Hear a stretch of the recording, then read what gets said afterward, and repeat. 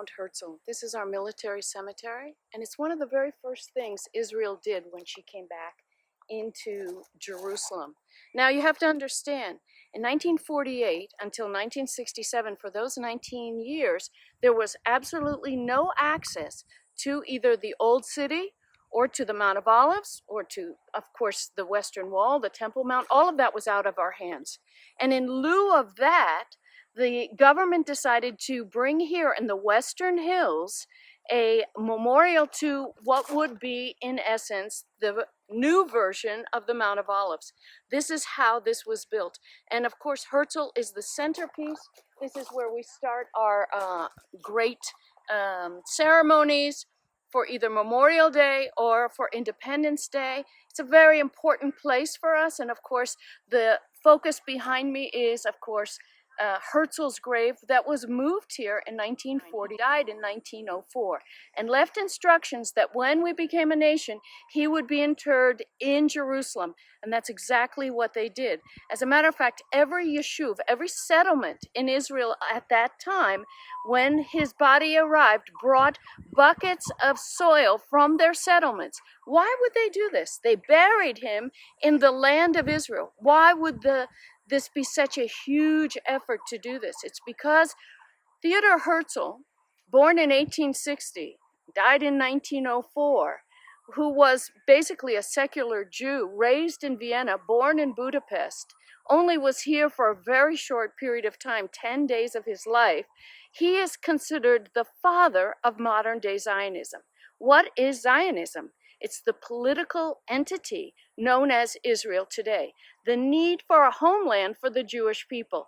And so he is credited with bringing this emphasis to the world stage with, of course, the Zionist congresses that happened in Basel, Switzerland at the very end of the 19th century. So it's a very, very important place. We have, of course, our presidents, our prime ministers, and other officials buried here, including people like Yitzhak Rabin and Golda Meir, people you would have heard of, Shamir, Peres, all of these who have been very important in our political history are buried here. This is the version, if you'd like, of Arlington Cemetery in Washington, D.C.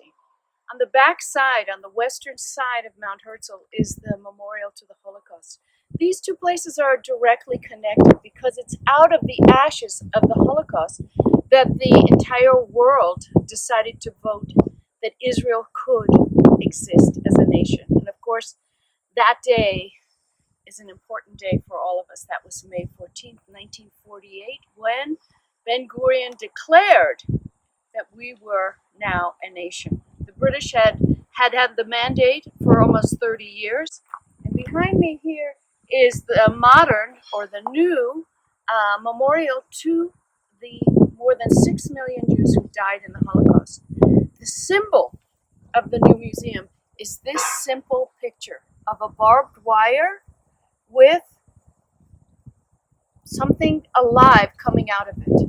And the theme, of course, is remembering the past so that we can shape the future, so that there would never be another Holocaust. We also have here a memorial to the Christians or others who stood with Israel during the time of the Holocaust. And we have buried here, or planted here, more than 26,000 trees, all of them to memorialize also those who stood with Israel in Europe at that time. Some of these people you know because you've heard of Corrie ten Boom, or perhaps Oskar Schindler. These are the righteous of the righteous of the nations. So it's a very important part of a trip to Israel is a visit to Yad Vashem.